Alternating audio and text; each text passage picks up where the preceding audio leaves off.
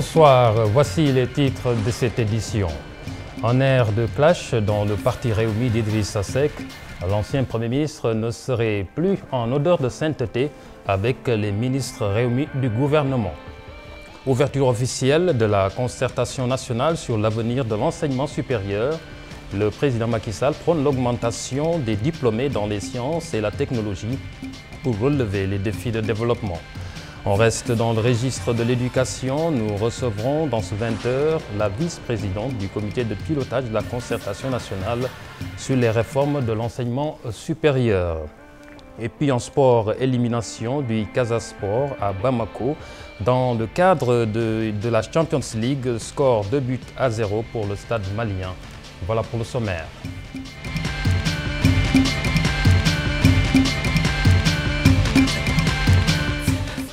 Bienvenue à tous, je vous le disais dans les titres, début de clash au sein du parti Réumi d'Idrissa Seck. Une crise qui se développe. Idrissa Seck ne s'entendrait plus avec les ministres Réumi du gouvernement, en l'occurrence Oumar Gueye de l'hydraulique et Pape Diouf de la pêche. Voici les explications de Chérif Dia. Rien ne va plus à Réumi si l'on en croit le quotidien Libération. Dans son édition de ce samedi, le journal révèle l'imminence d'une grave crise au sommet de ce parti dirigé par Idrissa Seck.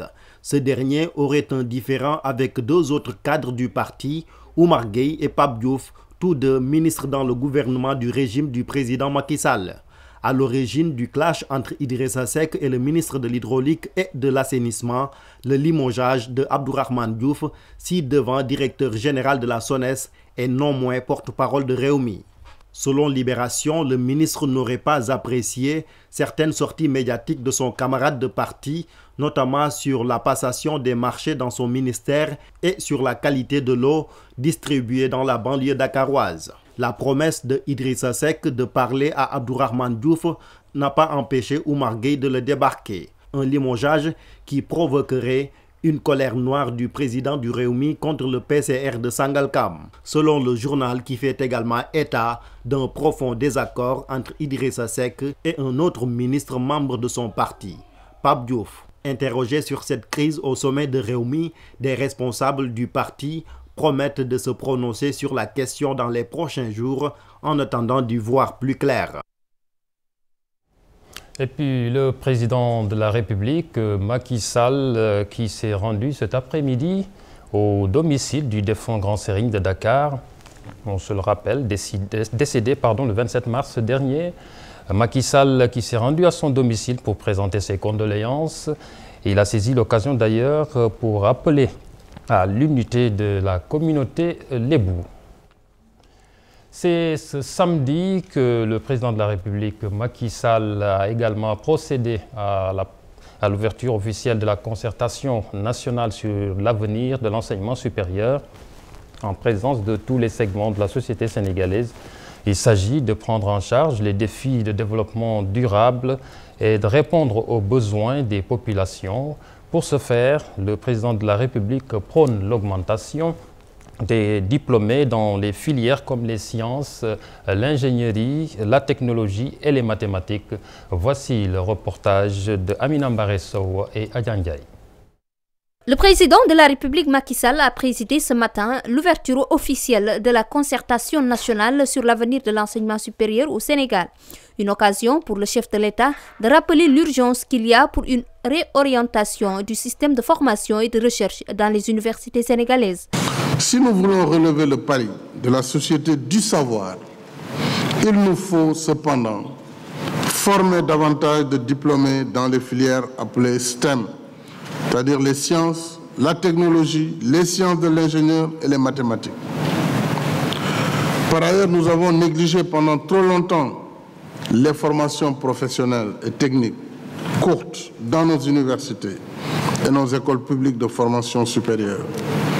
Il est indispensable que ce déficit soit corrigé. Un défi qui peut être relevé selon le chef de l'État grâce à la mise en place d'instituts d'enseignement supérieur à Dakar et à l'intérieur du Sénégal. Il y a quelques jours, j'ai lancé l'acte 3 de la décentralisation. J'ai l'intime conviction que la politique de redéploiement des pôles de développement économique est fortement liée à la mise en place d'une carte universitaire cohérente permettant un maillage large du territoire national en offre de formation publique et privée pertinente. Du 6 au 9 avril, universitaires, élus locaux, représentants syndicaux vont étudier les propositions du comité de pilotage sur l'enseignement supérieur. Le rapport final sera soumis au ministère de tutelle pour la tenue d'un conseil présidentiel sur l'enseignement supérieur. Les appréciations sur l'an 1 de Macky Sall se poursuivent.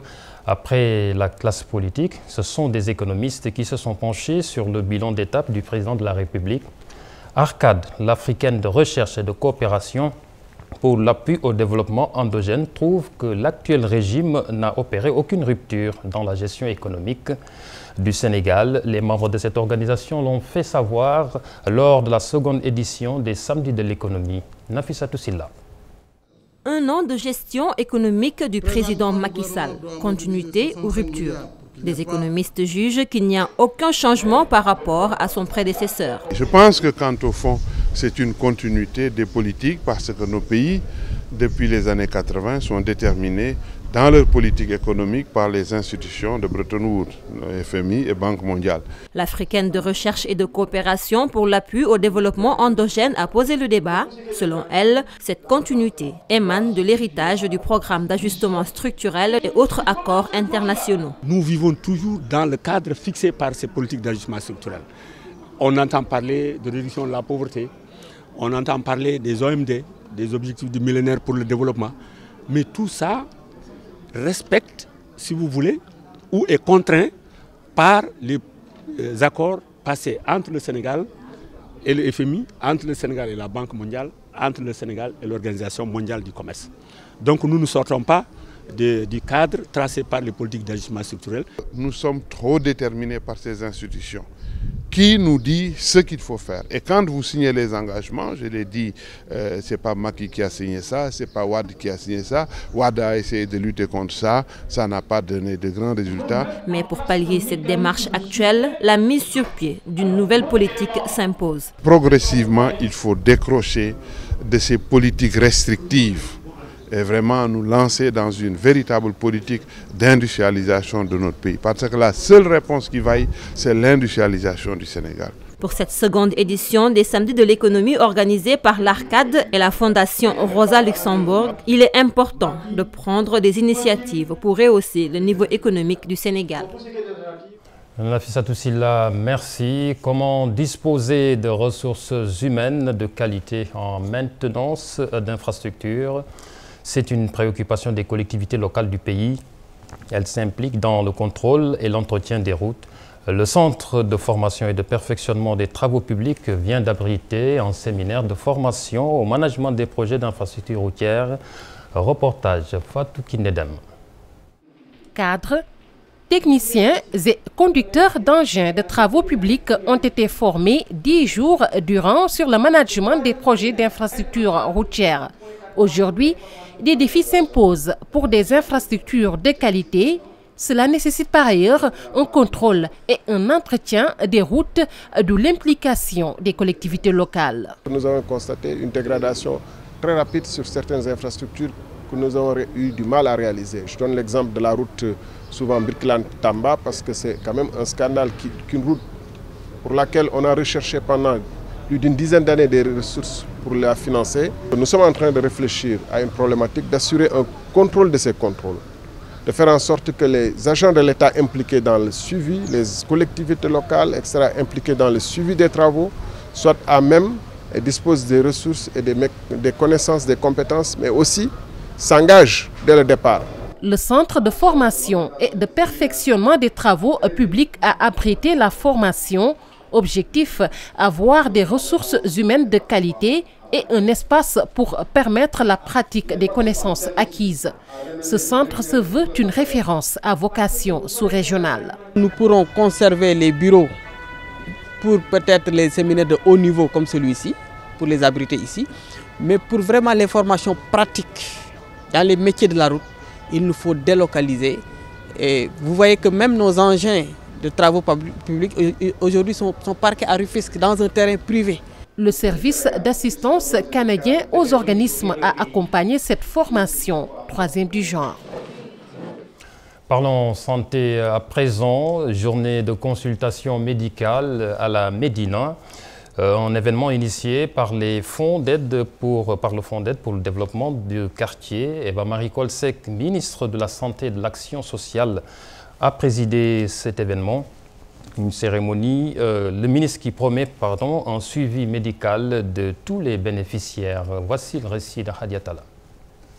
Des médecins de différentes spécialités ont effectué le déplacement à l'occasion de cette journée de consultation médicale gratuite. Un événement qui se déroule aux alentours de la mosquée d'Angle Goumba de la Médina sur initiative du FONDEC. Le Fonds d'aide et de développement de quartier est appuyé par le ministère de la Santé et de l'Action sociale qui a mis à sa disposition une unité mobile de consultation et de prévention. À l'intérieur, des patients qui souffrent de différentes pathologies y sont internés. Le ministre de la Santé et de l'Action sociale salue cette action du FONDEC en cette veille de célébration de la Journée mondiale de la santé. Eva Marie Kolsek promet un suivi médical de tous les bénéficiaires de ces consultations. Le FONDEC, à son tour, entend élargir l'action dans plusieurs localités.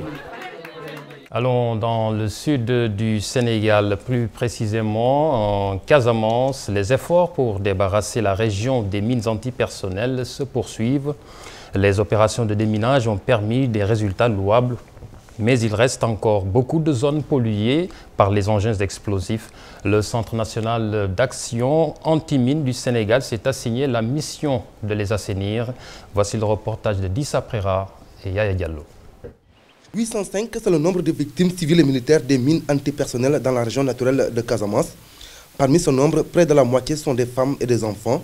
À défaut de procéder au déminage total des zones concernées, l'État du Sénégal a lancé une opération de sensibilisation des populations.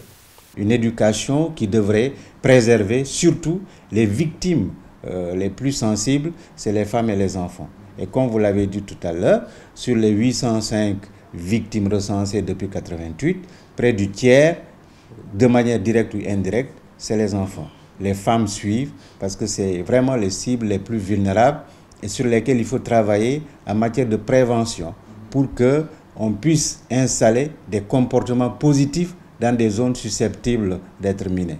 Au-delà de la prise en charge matérielle des victimes, le Centre national d'action anti-mine du Sénégal a intégré une autre dimension.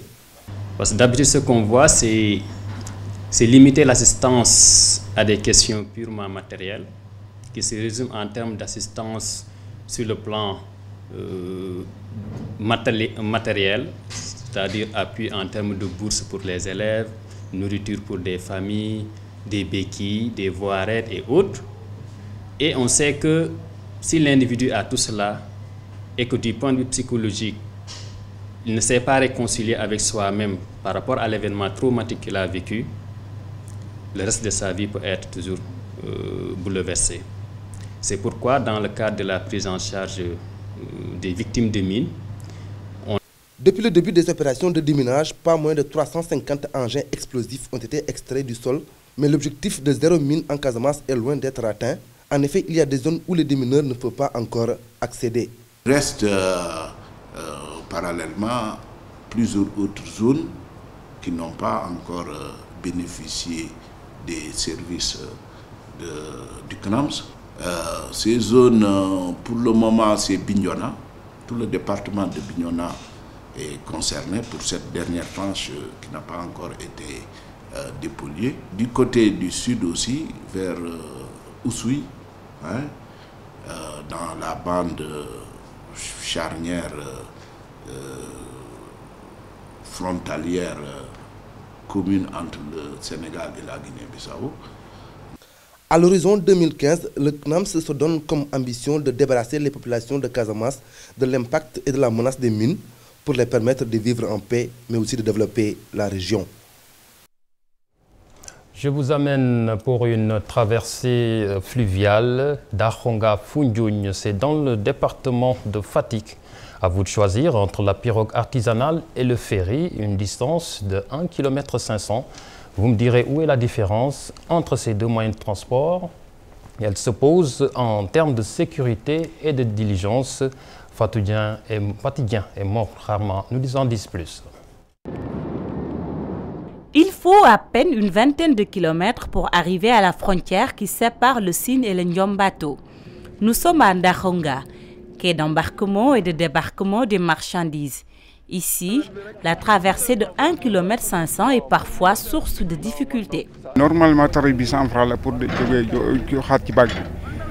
avec les pirogues, le prix est fixé à 300 francs. Je suis pressé, je dois faire un crochet à Fatick avant de me rendre sur Dakar. Donc je suis obligé de prendre la pirogue.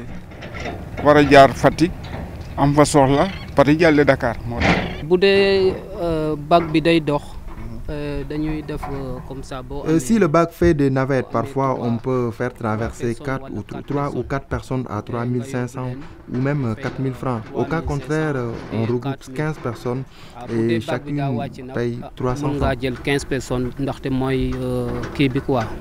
Néanmoins, certains passagers préfèrent attendre le bac que de traverser à bord des pirogues pour des raisons de sécurité. Le bac, c'est plus sûr que la pirogue. Je préfère le bac parce qu'il y a la sécurité aussi. Il y a la sécurité, porter des gilets, c'est plus sûr que la pirogue. Il est formellement interdit à bord des véhicules les passagers, sauf le chauffeur. Il doit être dans sa voiture. Le chauffeur aussi, dès que la voiture embarque sur le bac, il doit descendre, prendre son gilet et il reste à côté de sa voiture. C'est ça qui est normal.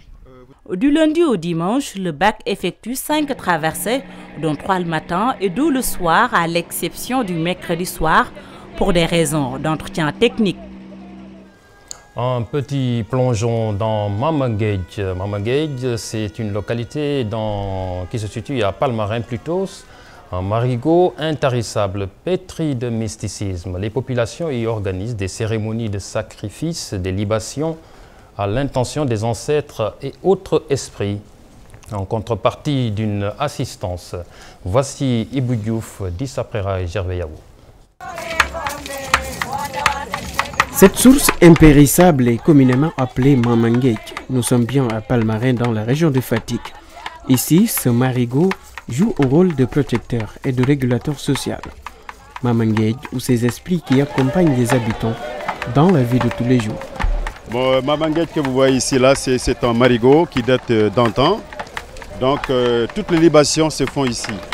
Bon, avant l'hivernage, ils viennent ici, dans ce marigot-là, faire les libations, implorer les ancêtres, demander aux ancêtres de venir en aide à la population. Comme à Joal, les habitants de Palmarin ont également leur Mamangej. Je dirais aussi que ce Mamangej-là aussi est Mamangej original, parce que on entend parler de Mamangej de Joal, Mamangej de Palmarin, mais Mamangej de Palmarin, c'est Mamangej original, si je peux m'exprimer ainsi. À Palmarin, il est fréquent de voir des cérémonies de prière, des libations, des occasions pour demander à cet ancêtre de juguler un mâle.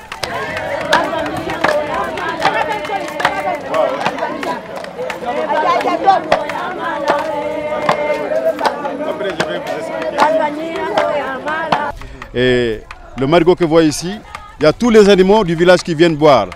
Les bœufs, les chèvres, même les porcs, tout.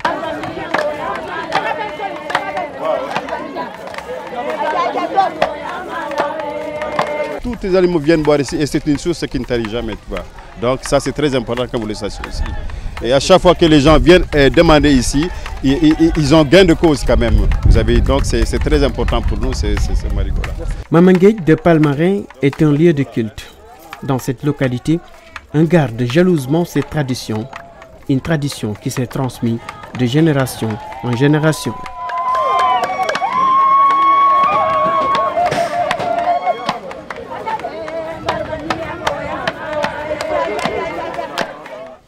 Le responsable de l'APR Tambacounda menace de démissionner si Khoureyssi Thiam rejoint l'Alliance pour la République. Suivant Kwassou Dramé, il est interrogé par Djibilay Diop. Khoureyssi Thiam, s'il rentre le jour que vous lui donnez la disponibilité qui rentre dans l'APR, Kwassou Dramé sera le premier à claquer la porte de l'APR. Mais en tout cas, moi je suis parti à temps. Je suis parti avant l'élection présidentielle. La célébration du 19e anniversaire du génocide rwandais a fini d'installer la discorde au Rwanda. Difficile de s'accorder sur les dates des 6 et 7 avril. Le massacre a été intervenu la nuit du 6 au 7 avril. Dans 6 au 7 avril, la division n'est pas du goût de l'Union des ressortissants rwandais établis au Sénégal. Elle appelle les autorités locales et le peuple rwandais à un dialogue inclusif. Suivons le président de l'Union des ressortissants rwandais au Sénégal. Samuel Akizimana est interrogé par Chérif Dia.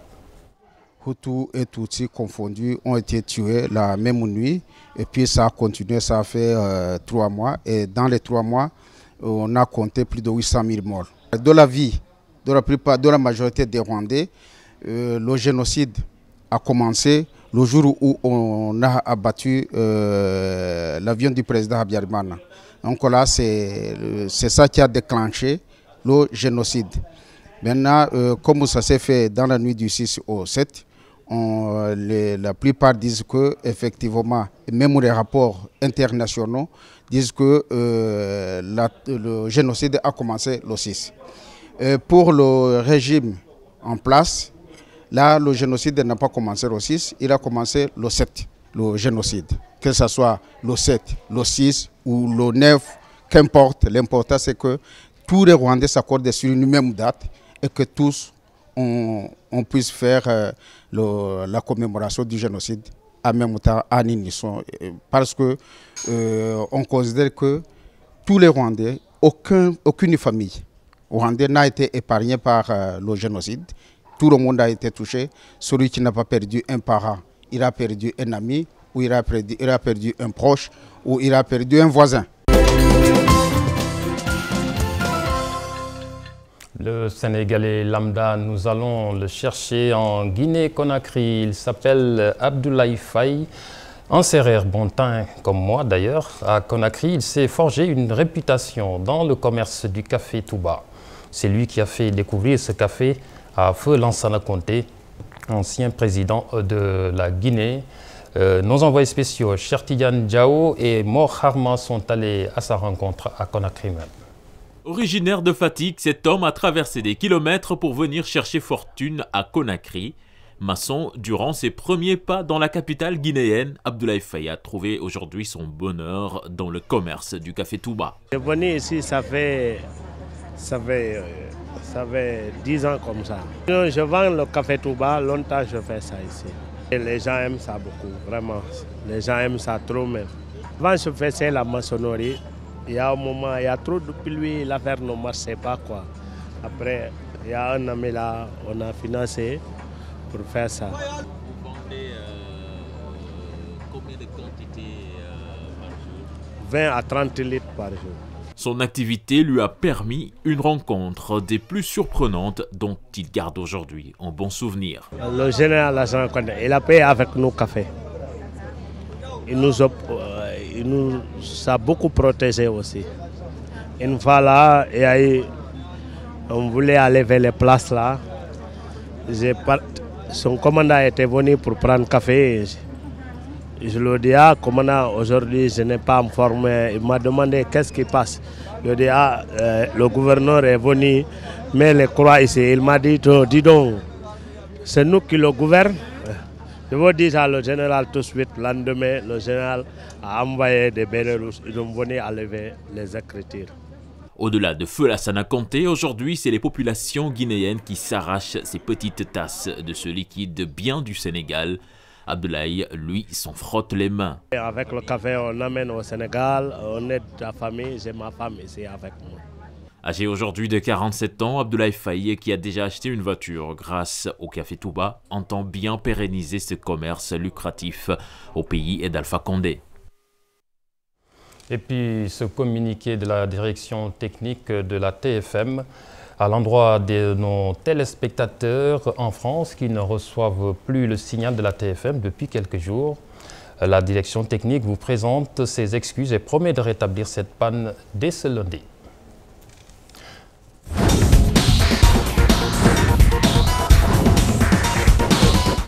Le sport avec Pape Abdoulaye Der.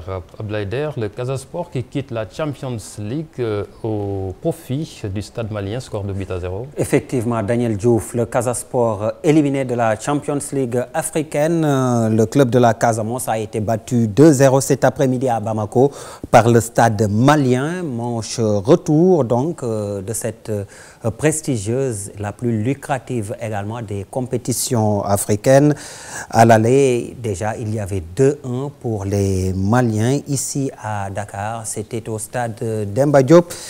Il y a 15 jours, toujours avec le football et la 13e journée de Ligue 1, avec les rencontres au programme. Déjà en deuxième mi-temps au stade Demba Diop entre Niary Tally et Port, il y avait 0 partout entre ces deux formations. Duc GFC AS Pikine Linguère assure Touré Kunda, Jaraaf Ngor, Gorée Yego et Jambar Douane, entre autres matchs. De cette 13e journée, les Jambars sont leaders, le Jaraaf de Dakar deuxième au classement. On passe à l'Europe avec la 31e journée en France, le Paris Saint-Germain qui reste en tête de la Ligue 1 après sa victoire 2-0 à Rennes cet après-midi. Hier, Bordeaux a été battu au Vélodrome par Marseille 1-0. Et ce soir, Montpellier a dominé Valenciennes 3-1. Montpellier a ouvert le score par l'intermédiaire du Sénégalais Souleymane Camara. Toulouse qui perd à domicile le club de Cheikh Meng, battu par Nice 4-3. La suite ce dimanche avec notamment Lyon, 3e au classement, qui joue tout comme Saint-Étienne. Et puis en Allemagne, le Bayern de Munich est champion après la 28e journée, ce qui constitue un record. Les Bavarois ont gagné en déplacement à Francfort 1-0.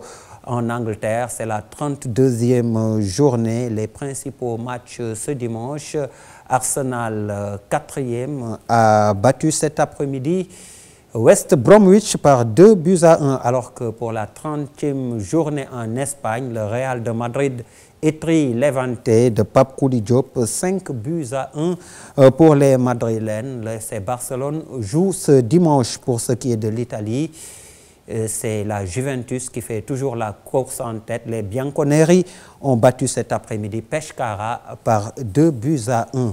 Toujours avec le football, les dames, cette fois-ci avec un tournoi international ici à Dakar, à l'initiative de la mairie de la capitale, au stade Iba Mar Diop. Donc, dans quelques minutes, la première demi-finale avec les clubs des Sirènes de Dakar qui vont affronter l'AS Mandé de Bamako. Pour l'autre demi-finale, ce sont les Ivoiriennes des 11 Sœurs de Gagnoa face aux Red Scorpions de la Gambie. Reportage pour ce tournoi, Cheikh Tidiane John Jafaraba. Intérieur Female Team, éliminé du tournoi international des clubs foot féminin. Mariam Sow, coach de police de la Gambie, analyse et invite à plus de soutien. Voilà, c'est notre première participation à une telle compétition. Je sais que nous n'étions pas à la hauteur, mais l'appel que j'aurais formulé à l'intention des Gambiens, c'est vraiment de soutenir le football féminin. Même si les Sirènes ont décroché leur sésame pour les demi-finales, le coach des Sirènes reconnaît que les deux équipes ont disputé un match difficile. N'était pas tellement concentré parce qu'avec une certaine précipitation, elle n'arrivait pas à négocier, surtout en phase offensive. Certains ballons, c'est ça qui a rendu vraiment, nous avons eu certains problèmes en premier mi-temps. Mais vous avez vu en deuxième mi-temps, on a rectifié le tir quand on joue contre le vent pour pouvoir gérer le résultat et décrocher notre qualification. La première demi-finale prévue ce soir à partir de 20h, l'entraîneur des 11 heures de l'équipe ivoirienne promet l'enfer à l'équipe adverse Red Scorpions de la Gambie. Comme depuis le début, on prend les match par match. Et on a une petite idée de cette équipe. Oh oui, on leur promet l'enfer. La seconde rencontre va opposer Sirène de Dakar à l'AS Mandé du Mali à partir de 22h au stade Iba Mar Diop de Dakar. Cher Jean John, merci. C'était là l'essentiel pour les sports. Daniel Diouf. Merci, Papa Vlaider. Je vous le disais au début de ce journal, le président de la République a ouvert officiellement la concertation nationale sur l'avenir de l'enseignement supérieur au Sénégal. À propos de cette plénière sur l'avenir de l'enseignement supérieur au Sénégal, des universitaires, des représentants syndicaux ne cachent pas leur optimisme, mais encore moins leur crainte sur l'applicabilité de certains points. Je vous propose de suivre Amadou Tidiane Ba, ancien ministre de l'Enseignement supérieur, Seydi Ababacar Ndiaye du SAES. Ils sont tous deux au micro de Aminata Mbaresso. Je n'ai pas de raison d'être pessimiste. Et comme je suis convaincu qu'il faut faire nécessairement quelque chose, parce que la situation actuelle ne peut pas continuer.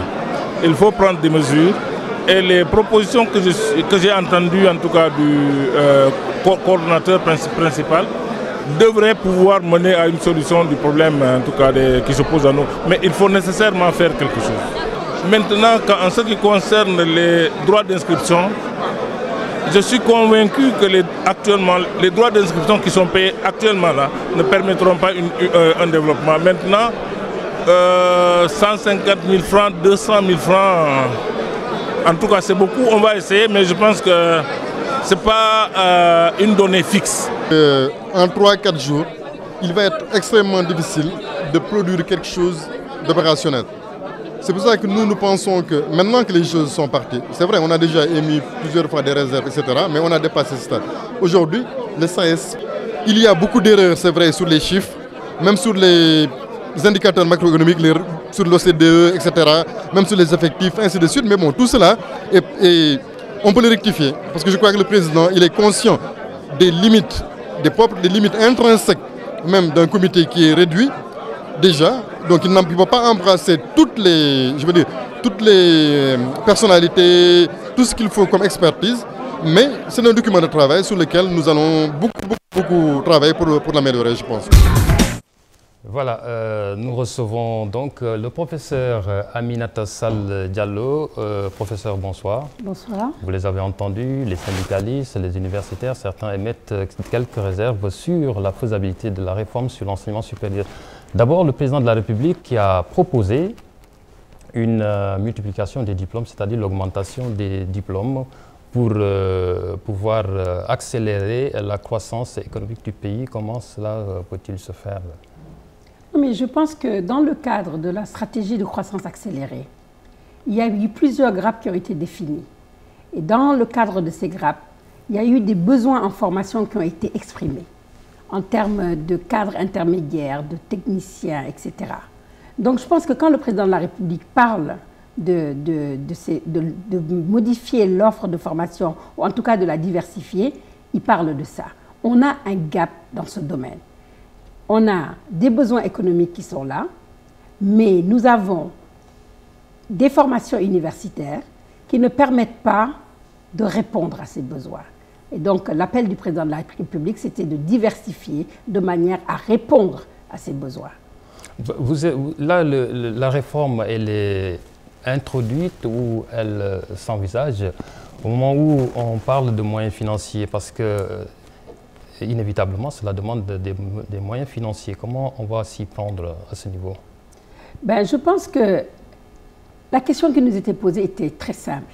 Comment faire au jour d'aujourd'hui pour réformer l'enseignement supérieur, mettre en place une politique qui est financièrement soutenable? C'est à cette question que nous avons également répondu, en faisant plusieurs propositions. J'ai beaucoup entendu, parce que la presse a beaucoup communiqué sur ça, que nous avons proposé 150 000 francs de droits d'inscription. Je tiens à rappeler que nous ne sommes pas une instance de décision. Nous sommes juste une force de proposition. Et nous n'avons jamais proposé des droits d'inscription à 150 000. Vous avez proposé combien? Ce que nous avons dit, au jour d'aujourd'hui, le scénario dans lequel on est, on va droit au mur. Il faut qu'on puisse réformer. Il faut, pour qu'on puisse réformer financièrement, que l'État mette la main à la poche, que les universités augmentent leurs ressources propres, qu'il y ait l'intervention des collectivités locales du privé qu'il y ait une augmentation des bénéficiaires des droits d'inscription, effectivement, par les bénéficiaires.